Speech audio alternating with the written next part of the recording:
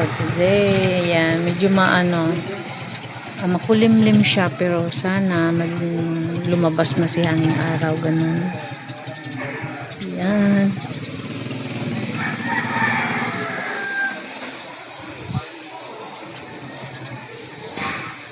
Para naman matuyo na ang aming mga labahan. Kasi marami din kasi akong nilaban ng isang araw, kaya ganyan. Ayan, maganda ang panahon. Sana hindi siya umambon o umulan.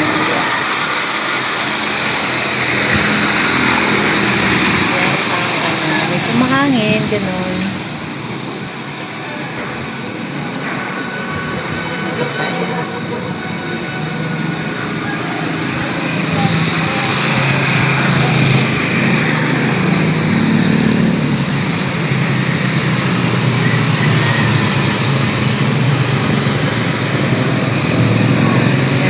Weather for today. Ayan guys, dito kami sa barber shop. Nagpapagupit kasi itong si DJ na anak ko diyan. Dating suki po namin ito.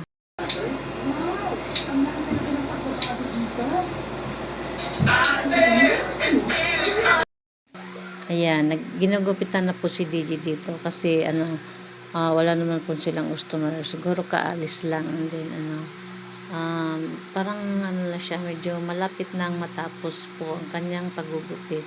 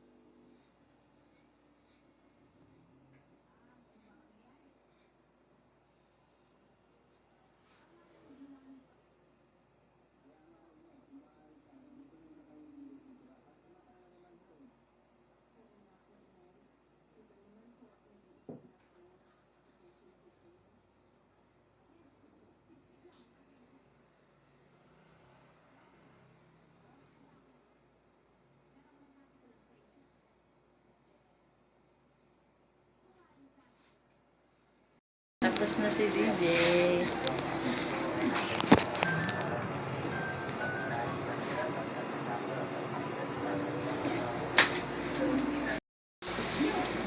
Ayan, tapos na ang aking anak na nagpagupit. Ayan. Dito yung yung nasunog dati. Ayan. Ang laki pa ng damage na. Ayan. Dati po itong nasunog sa sa may anong pad ba ito? Street? Paanong street ito? Anong street ito? Yan, nasunog ito yan, bahay po siya, tapos sa baba may nag-uupad dyan. Yan, dyan, doon nagpagupit yung anak ko dyan. Malapit to sa may Sikatona Street, ganun. Malapit lang siya yan.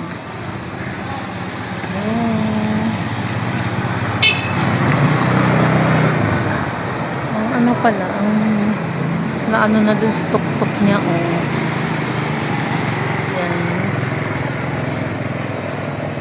laki ng damage. Buti sa sa kabila hindi na isali doon. Ayan, sa dito sa kabila yan. Ay yung pala yung harap niya 6 Bros. Ayan, 6 Bros ito. pagkainan. Six bros siya. Pagkainan siya. Yan, dito naman yan. Ay, dun banda, Luzon yan. Luzon yan. Dito yung nasusunog dati. Ayan. Yan. Ang laki pala ng damage. Halos lahat siya, oh. Hindi ko lang alam sa likod kung meron. Ganun. Ayan, oh. Yan mula dun sa taas. Park. Magdala-dala. Yan.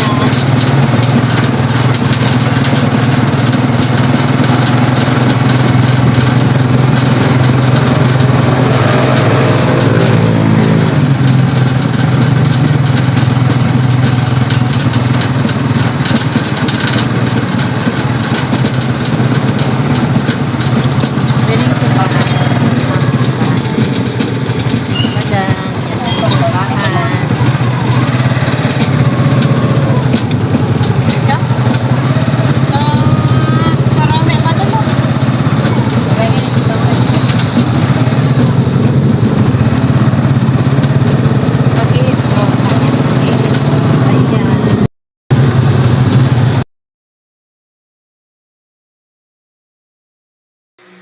Ayan, dito kami naglakad-lakad dito sa may sa Quezon Avenue. May bibilin kasi ako dito sa may Watson, ganun.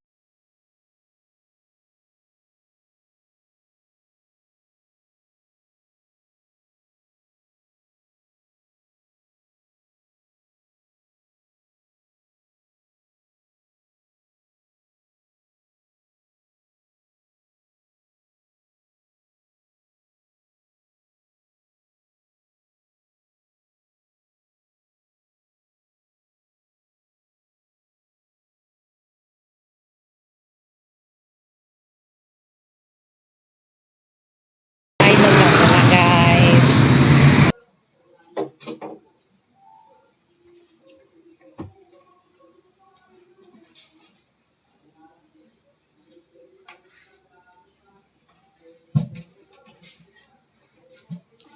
Hello, I'm back. Ayan. Kaya guys, dito na po kami sa bahay, nakarating na po kami, and then hindi ko na po naipakita sa inyo ang aming pinamili kasi gabi na kasi, yan, may dinaanan pa kasi kami kanina, yan. Tsaka yung anak ko, nagpagupit siya. Kaya yan, maraming salamat po.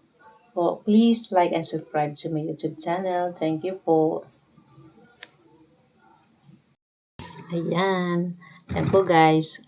Kanina po, pumunta po kami dun sa may ili. Dun sa suki ng anak ko nagpapagupit. Kasi siya ng buhok. Kasi sabi ng teacher nila, pag medyo mahaba na rin yung buhok, ay dapat,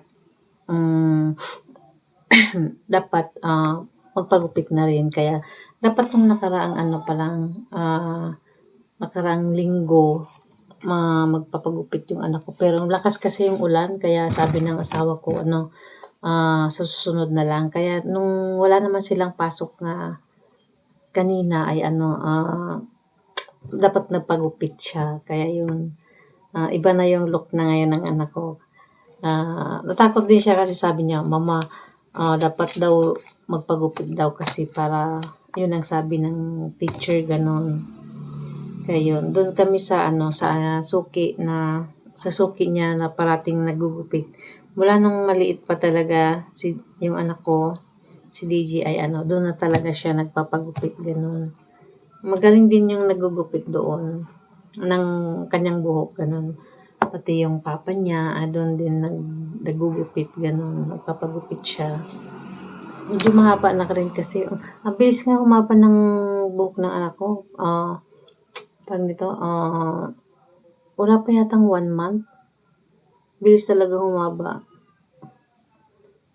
Sabi ko, dapat iksian yung ayaw nga sana, sabi ko, iksian na yung pagpagupit na dahil dahil mabilis lang talagang humaba, ganon. Niloloko nga namin sana. Sabi ko, dapat kalbo, si Vic Kalbo. Sabi niya, hindi, ayoko nang si kalbo. Sabi niya, kakalbo ako. Sabi niya, hindi yung ano lang, yung manipis lang yung ano, ah, hindi masyadong mahaba. Hindi masyadong mahaba ang kanyang pagpit, ganun. Kasi nasanay din talaga siya yung ano, yung gupit niya parang ano dito, tawag nito, manipis lang. Hindi yung medyo makapal, ganun. Hindi ko alam anong tawag dun. Kalimutan ko yung ano, yung gupit niya. Ayun. Buti na lang, ano, hindi siya umuulan. Sabi kasi umuulan, pero hindi naman. Sana magiging maganda na ang ano, panahon ngayon. Natuyo din yung sampay ko nung isang araw na nilabahan ko yun. Pero ano, sana matuyo na. Kasi madaming sampay talaga sa likod namin, ganun.